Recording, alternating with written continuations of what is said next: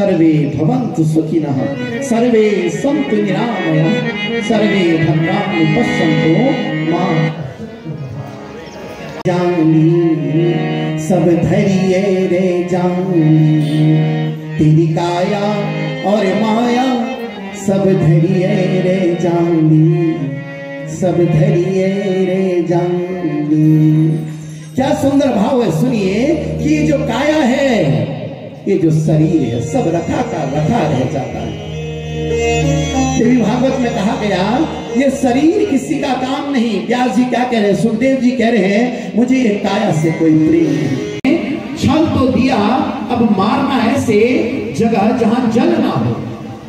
मधुकैटभ क्या कहने लगे, जैसे ही पता चला कि मां ने अपना चतुर्भुज रूप दिखा दिया मधुकैटभ को कि मैं कोई सुंदर नारी नहीं हूं, मैं साक्षात लक्ष्मी हूं।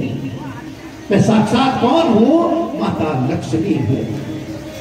और जैसे ही मां ने सुंदर स्वरूप दिखाया तो मधुकैटभ क्या कहने लगे, अरे ब्रह्मा जी तुमने हमें छल लिया, अब पृथ्वी नजर आ रही है।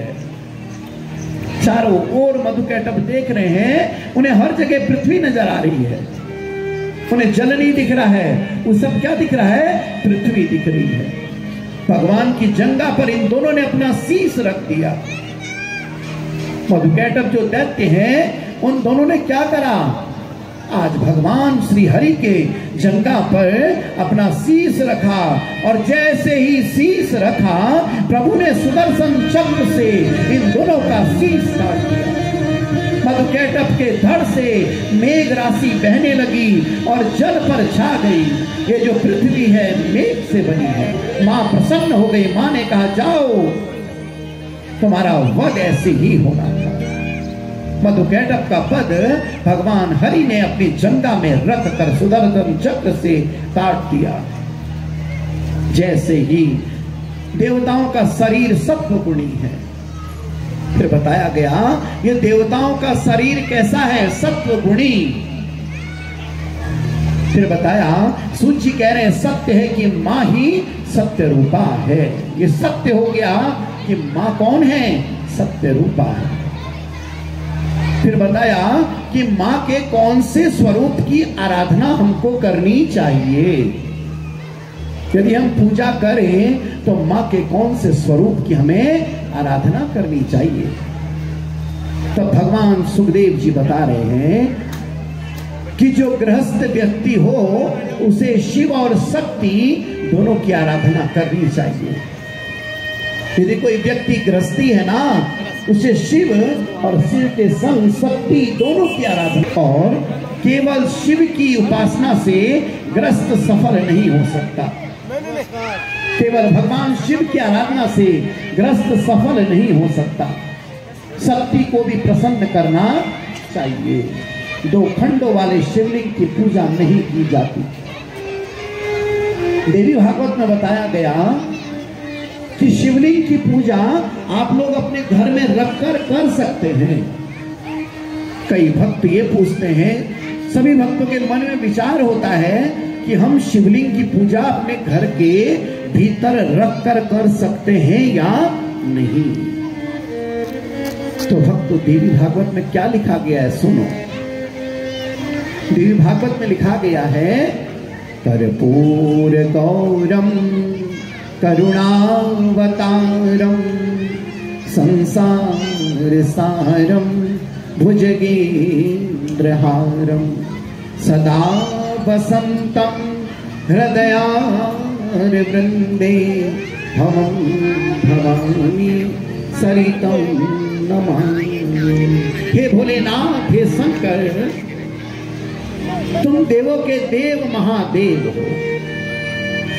मां कह रही है शिव के बिना शक्ति अधूरी और शक्ति के बिना शिव अधूरे।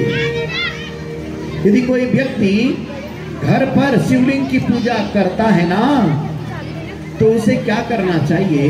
सबसे पहले कौन सा लिंग अपने घर पे रखना चाहिए? सुनो, एक आता है नर्मदेश्वर लिंग, जो बिल्कुल काले होते हैं, जो नर्मदा नदी से निकलते हैं। उनमें इतने प्राण होते हैं कि उनकी प्राण प्रतिष्ठा की जरूरत नहीं होती। नर्मदेश्वर लिंग की स्थापना करनी चाहिए, और वो लिंग कितना हो, मात्र अंगुष्ठ मात्र हो। वो लिंग कितना हो, ये अंगूठे से बड़ा नहीं होना चाहिए। वो लिंग कितना हो, जितना अंगूठा हो। इससे बड़े लिंग की पूजा घर में नहीं की जाती। शिवलिंग की पूजा इससे बड़े घर में नहीं की जाती। और बताया कि वेदव्यास जी ने कहा, शिव और शक्ति दोनों की उपासना ही भगवती की कृपा से 100 वर्ष की तपस्या है। और बताया 2 खंडों वाले शिवलिंग की पूजा नहीं करनी चाहिए। 2 खंड कैसे, चांदी का अर्घ हो और शिवलिंग हो, उसमें वो पूजा मान्य नहीं।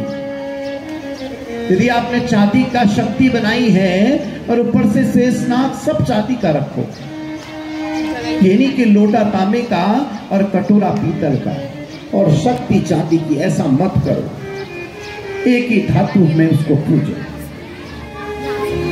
फिर बताया गया, वेदव्यास जी कह रहे हैं, शिव और शक्ति दोनों की उपासना भगवती की कृपा से 100 वर्ष की तपस्या के समान है। 100 वर्ष की तपस्या के समान है।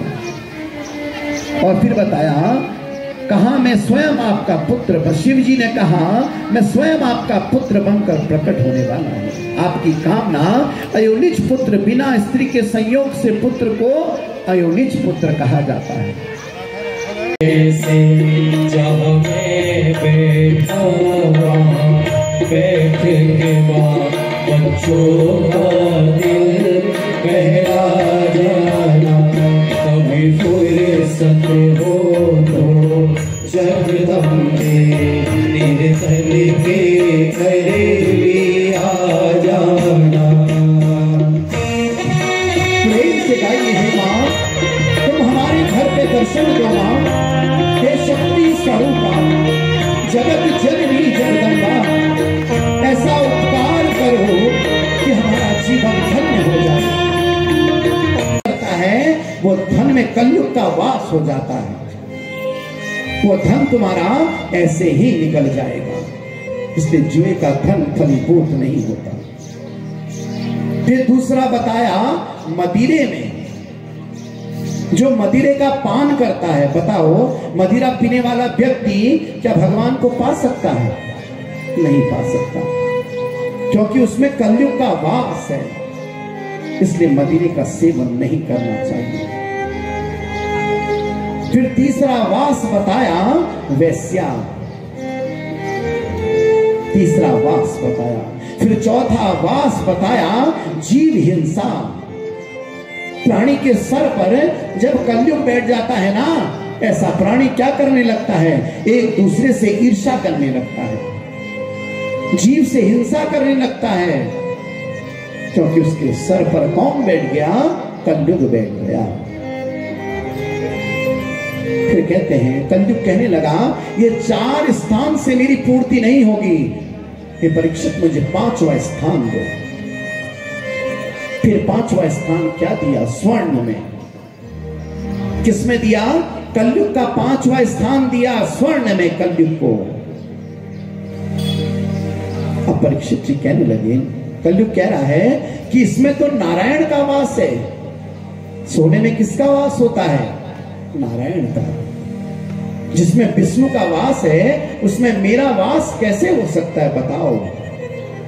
तो परीक्षित ने कहा, जो नीति से कमाया जाएगा ना, जो मेहनत से कमाया हुआ धन हो या स्वर्ण हो, उसमें लक्ष्मी और नारायण का वास होगा। जो अनीति से कमाया हुआ धन है या स्वर्ण है, उसमें कलयुग का वास होगा। तो उसमें कलयुग का वास होगा। ऐसा है ये कलयुग। इसीलिए कहते हैं, यदि कहीं सत्कर्म में धन को लगा रहे हो तो उसमें मेहनत से कमाया हुआ धन लगाओ। कहीं दान कर रहे हो तो मेहनत से कमाया हुआ धन लगाओ। अपने बच्चों को पढ़ाई करा रहे हो ना, तो देख लेना, यदि मेहनत से लगाया हुआ धन लगाओगे तो तुम्हारा बच्चा अवश्य सफल होगा। यदि घूस देकर उसे पास करवाओगे तो वह आगे जाके कामयाब नहीं होगा। यही है कलयुग, जो अनीति के धन में वास करता है। यही है कलयुग, जो कहा करता है अनीति के धन में वास करता है। फिर कलयुग का वास हुआ। मनुष्य वही है जो पर पीड़ा को समझे। आजकल मनुष्य सज्जनों, मैंने बताया, अपने सुख से सुखी नहीं, दूसरे के सुख से दुखी है। और बताया हम कथा पांडाल में इतने शांत क्यों हैं? क्योंकि मां की ज्योति का प्रकाश फैल रहा है। कि मां की ज्योति का प्रकाश फैल रहा है। मां अपने भक्तों पर कृपा कर रही है। तो आओ सब मिलकर मां की स्तुति गाते हैं। सबने मां की स्तुति गाई और फिर क्या करा सुनो, बड़ी सुंदर स्तुति गाने लगे। कह रहे हे मां, कि क्या कह रहे, हे मां तुम 9 रूपों में रुचि मैया। क्या कह रहे हैं, हे मां दुर्गे मैया वे। बड़ा सुंदर भाव है, सुनिए, बड़ा सुंदर भाव गा रहे हैं सभी भक्त। मां से कह रहे हैं, तो दुर्गे मैया वे 9 दिन 9 रात तेरी ज्योत जगी। दुर्गे मैया वे 9 दिन 9 रात तेरी ज्योत जगी रे। ज्योत जगी रे मैया भली छाती रे।